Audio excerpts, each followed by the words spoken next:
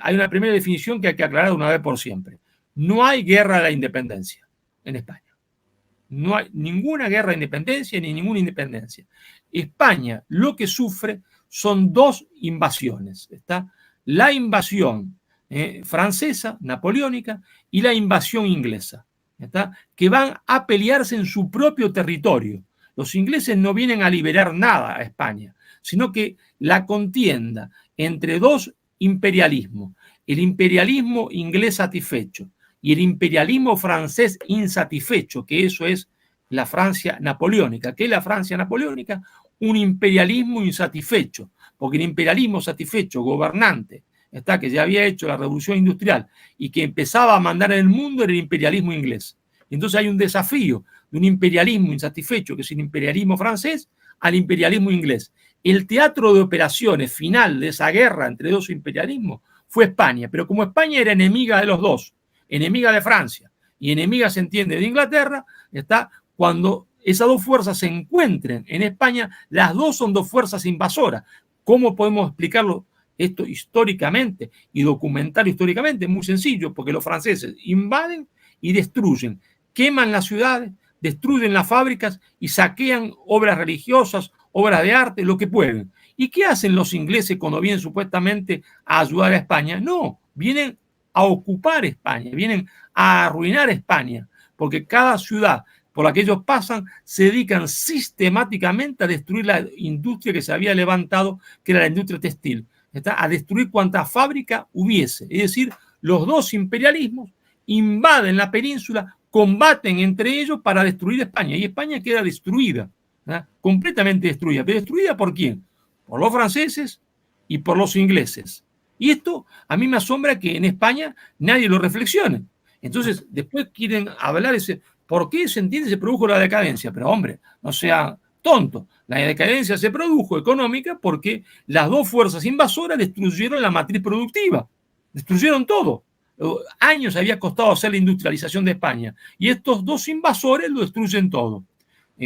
Ahora, uno de esos invasores, que es el imperialismo triunfante, es Inglaterra. Inglaterra es el imperialismo triunfante. Francia, el imperialismo, se entiende, perdedor, ¿está? Que intenta desafiar al imperialismo británico y pierde.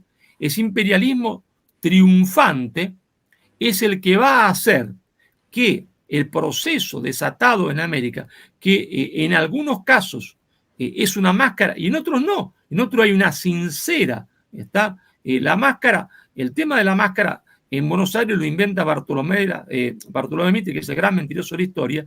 En algunos casos era absolutamente sincero. ¿Por qué? Porque en las universidades, por eso también se comprueba que no había imperialismo español, en las universidades se había enseñado, y así lo habían enseñado los jesuitas, pero también los dominicos, y también que el poder venía de Dios. Dios se lo daba no al rey, como decía la Escuela Teológica Española, Dios se lo daba al pueblo, y el pueblo se lo daba al rey para que gobierne como un padre, en beneficio del bien común. Y si no, el pueblo tenía derecho a la revolución e incluso al tiranicidio, decía Mariana. Pero sí, si el poder viene de Dios y Dios no se lo da al rey, sino al pueblo, y el pueblo lo delega al rey, ¿qué pasa si el rey no está? El poder vuelve al pueblo. Por eso se forman las juntas, porque dice ahora que el rey no está o está preso, no podemos obedecer a un rey puesto por Napoleón. Entonces se forman las juntas y en muchos casos no era una máscara, sino que era una real y sincero deseo de seguir manteniendo la soberanía de un rey que estaba ausente y que se suponía que estaba cautivo, en realidad que estaba menos cautivo que lo que uno piensa, ¿no? Eso lo de madre patria, sí. Y entonces ahí está, en ese proceso que se desata. Y en el proceso que se desata cuando Fernando sale porque el imperialismo francés se derrota y que no entiende qué ha pasado en América, el diablo mete la cola y transforma, ¿se entiende?, la convulsión en una guerra civil, y una guerra civil que se transforma luego en una guerra a la independencia. ¿Está? Ahora, ¿cómo lo hace esto Inglaterra? A través de las logias, que son la expresión de la política exterior británica, expresión de la política, es decir, instrumento de la política exterior británica. Porque si uno está en Buenos Aires, ¿está?, y es contrabandista, ¿está?, los ingleses decían, tenés que adherirte a las logias, venite anoche a la logia. Y si no voy, no vas a poder comprar mercadería ni te voy a dar crédito para que las compre. Entonces la gente va porque ahí encuentra la forma de hacer negocios, ¿está? Pero haciendo negocio tenés que obedecer una política. Y si no obedeces esta política, te sacamos del negocio, ¿no?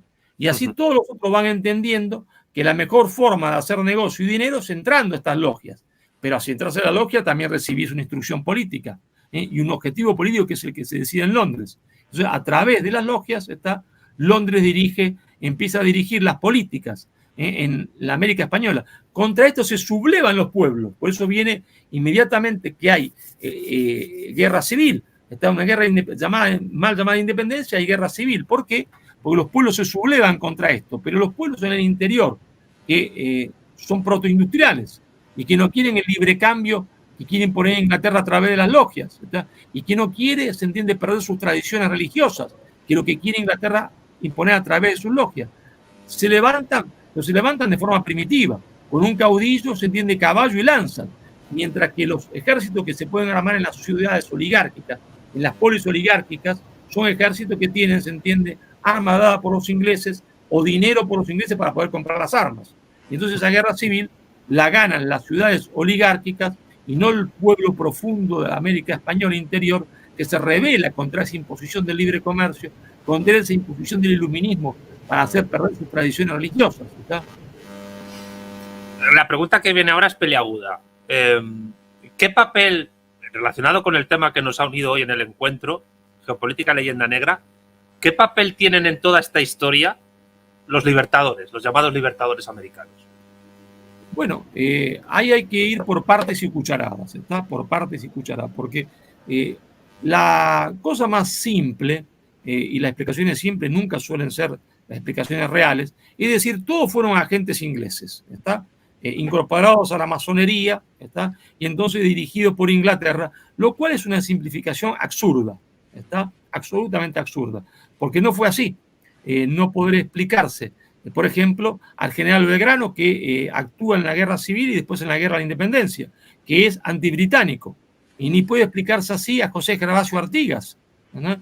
Que es antibritánico y que es profundamente católico y que nunca perteneció a ninguna logia como Belgrano, que tampoco perteneció a ninguna logia. Entonces, esa aplicación sencilla y simple, que tiene la efectividad de ser sencilla y simple, pero que no explica nada, hay que rechazarla de forma contundente, porque no explica absolutamente nada, ¿está? ¿Hubo hombres que trabajaron para Inglaterra? Sí. ¿Hubo hombres que trabajaron para Inglaterra? ¿Hubo hombres que fueron pagados por Inglaterra? Sí. ¿Hubo hombres de las logias que manejaban Inglaterra? Sí. ¿Fueron todos? No. Ni tampoco fueron la mayoría, ¿está? ¿Hubo hombres que fueron utilizados por Inglaterra contra el Imperio Español y que no se dieron cuenta de ello o que se dieron cuenta tardíamente de ello? El caso de Simón Bolívar. Simón Bolívar es un subordinado ideológico. Le han grabado la cabeza, le han llenado la cabeza. Es un típico hombre que ha estado subordinado ideológicamente a lo que Inglaterra predicaba, la leyenda negra, el libre comercio, el liberalismo, ¿verdad? Y que actúa no porque Inglaterra le pague, de ninguna manera es cierto eso. En el caso de Miranda podría verse. En el caso de Miranda se acerca más a ese estereotipo, Miranda. En el caso de Bolívar no. Bolívar lo hace porque está convencido. Es un jovencito, como le pasa hoy a miles, se entiende, de jovencitos que desfilan por la calle de Buenos Aires con un pañuelo verde, creyendo que están haciendo la revolución, está abortista, que el aborto es un derecho y no saben, entienden que es una política creada por Rockefeller. Bueno, no saben. ¿Qué va a hacer? Son instrumentalizados a través de una subordinación ideológica cultural que les lleva a predicar ideología de género sin darse cuenta que es la ideología de los centros hegemónicos del poder mundial. Bueno, Bolívar es el mismo caso, ¿está? Pero ese Bolívar no es siempre el mismo Bolívar. Bolívar va evolucionando a través del tiempo hasta que se da cuenta, ¿está? Y dice, el mismo Bolívar, ¿está? Dice, pena de muerte a quien integre las logias, lucha a muerte contra las logias, ¿está? Y las prohíbe y quiere desterrarlas. Claro, lo que no sabe Bolívar, que eso ya era tarde, porque todos sus hombres han sido casi todos formados por las logias. Entonces ya era tarde y la sentencia de muerte a las logias era la sentencia de muerte a él. Es un testamento, antilogia, porque dice, yo Simón Bolívar creo en la Santísima Trinidad, Dios Padre, Hijo y Espíritu Santo, que nunca haría un hombre perteneciente a las logias. Pero también ya era tarde, ya lo habían instrumentalizado, ya no servía más, y cuando intenta dar ese giro, el giro ya era tardío, pero lo que demuestra que no es un agente que era un hombre completamente subordinado ideológicamente y que se equivoca, sí, pero que eso lo lleva a hacer atrocidades, sí, claro que sí, pero no es un agente, porque si no la respuesta es muy sencilla, muy simple, ¿está? Y como tampoco San Martín era un agente, de ninguna manera, ¿está? De ninguna manera. De ahí la famosa frase, ¿no?, de Bolívar, que mucha gente todavía da interpretaciones particulares de he arado en el mar, ¿no?, al final de sus días. Claro, porque cuando él quiere hacer la unidad de Hispanoamérica, se dan cuenta que el que lo boicotea es Inglaterra y las logias, ¿no?